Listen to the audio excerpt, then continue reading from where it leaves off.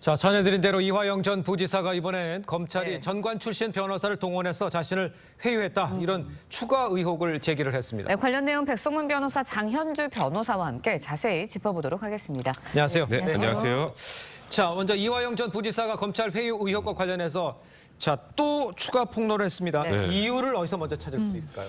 일단은 이화영 부지사의 소위 말하는 또 추가 폭로는 결국 그럼 이재명 대표와의 연관성을 부인하기 위한 게 아닌가라는 생각밖에 들지는 않습니다. 일단 예. 지금 내용 자체가 본인의 혐의가 없다가 아니고 뭐 이재명 대표와 그 보고한 적이나 뭔가 이재명 대표에 도움되겠다고 얘기한 게 회유당에서 한 진술이다라는 취지 아니겠습니까? 그러니까요. 이번 옥중서신의 내용을 보면 이번 사건을 수사한 수사검사가 검찰 고위직 출신 변호사를 소개해줬고 그래서 1313호실 검사실의 사적 공간에서 면담이 진행됐고 그때 그 검찰 고위직 출신 변호사가 김성태 진술을 인정하고 또 대북 송금을 이재명을 위해서 한 일이라고 진술을 해주면 재판 중인 사건도 유리하게 해주고 주변사도 멈출 것이다.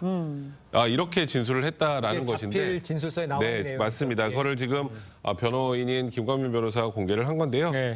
일단 뭐 지금 제가 말씀드렸던 내용이 본인 스스로 혐의가 없다라는 내용보다는 이재명 대표의 연관성이 없다는 취지의 지금 내용들을 그렇게 보여요. 회유를 당했다는 취지의 주장이기 때문에 예. 그렇게 분석할 수밖에 없을 것 같습니다. 그렇군요. 네, 일단 검찰에서는 이화영 전 부지사의 주장 전혀 사실이 아니다라면서 자료도 내면서 반박을 하고 있거든요. 만약에 거짓 폭로로 드러날 경우에도 일단 처벌을 받을 수 있지 않나요?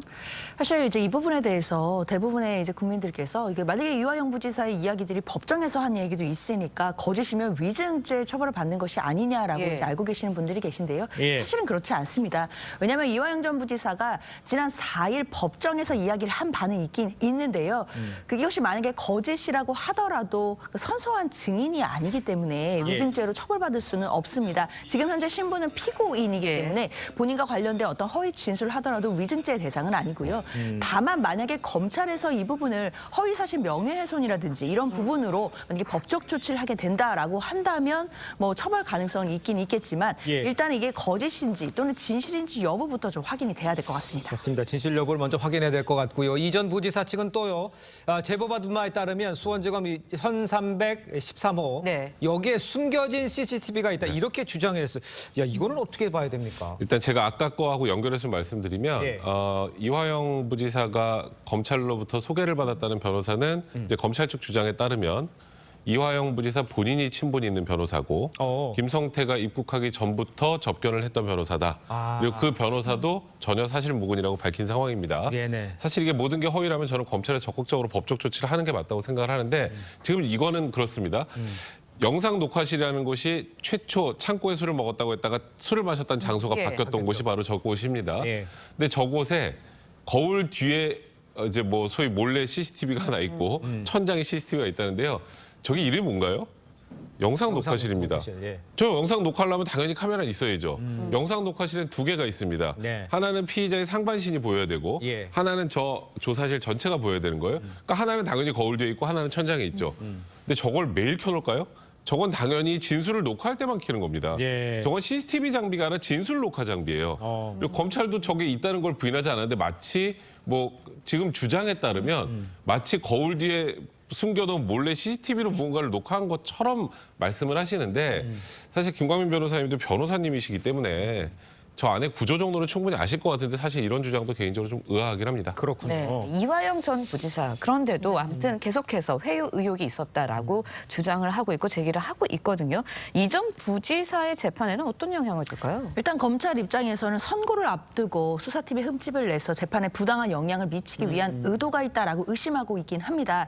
그런데 이화영 전 부지사의 일단 선고 자체가 6월 7일 그러니까 다다음 달로 네. 예정되어 있거든요. 네. 사실 재판부 입장에서는 이화영 전 부지사의 진술이 혹시 회유당한 것은 아닌지 또는 진술의 임의성이 있는지 이 부분은 뭐 따져볼 가능성은 있겠지만 네. 일단 지금 상황에서 뭐 검찰과 이화영 전 부지사의 진실 공방이 오고 가는 상황이기 때문에요. 예. 이 자체가 뭐 바로 재판에 직접적인 영향을 미칠 가능성은 높지 않아 보입니다. 알겠습니다. 자, 다음 이야기도 좀 해보도록 하겠습니다. 국민의힘 배현진 의원을 스토킹한 50대 남성이 구속 상태로 재판에 넘겨졌습니다. 구속 전 한 차례 경고도 받았다는데 이 사람이 어떤 일을 벌인 거예요? 일단 이 50대 남성은 지금 말씀하셨던 것처럼 스토킹 범죄 처벌법 위반, 공직선거법상 허위사실 유포 혐의로 이제 구속 기소가 됐는데 예. 이 남성이 지난달 16일에 배현진 의원의 조모상 때 일단 그 장례식장에 찾아가서 나는 의원님과 약혼한 관계다. 계속해서 연락을 주고받았다. 그러면서 행패를 부렸다고 합니다. 그래서 당시에 이제 경찰이 출동을 했고 예. 자꾸 이런 행동을 하면 스토킹 범죄 처벌법 위반으로 처벌될 수 있다는 구두 경고라고 돌려보냈는데 예. 문제는 여기서 이 사람이 그친 게 아니고 그 이후에 SNS를 통해서 계속 뭐 배 의원에 대한 성적 모욕이나 뭐 허위 사실을 계속해서 유포한 것으로 확인이 됐고 그리고 배현진 의원의 지역구 사무실 사진을 찍어서 또 온라인상에 게시하기도 했습니다.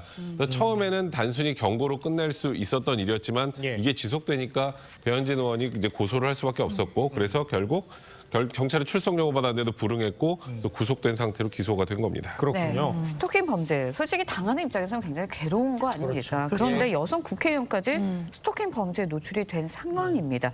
처벌이 더 무거워져야 하는 거 아닌가 이런 의견도 있어요, 일각에서는. 그렇죠. 일단 스토킹 범죄에 대해서는 그동안 처벌도 강화돼 왔고요. 그리고 피해자 보호 측면에 대해서도 여러 가지 강화 방안이 나오기는 했지만 네. 아직까지 부족하다라는 의견도 정말 많습니다. 예. 지난 3월에는 대법원 양형위원회에서 양형 기준이 신설된 바가 있거든요. 예. 특히 흉기 등을 소재한 채 벌이는 스토킹 범죄에 대해서는 징역 5년까지 선고할 수 있고 예. 그리고 원칙적으로 징역형만 선고하도록 양형 기준도 신설이 됐습니다. 네. 앞으로 이 처벌 기준이라든지 이런 부분 더 강화돼야겠습니다. 알겠습니다. 자, 두 분 말씀은 여기까지 듣겠습니다. 고맙습니다. 맞습니다. 감사합니다.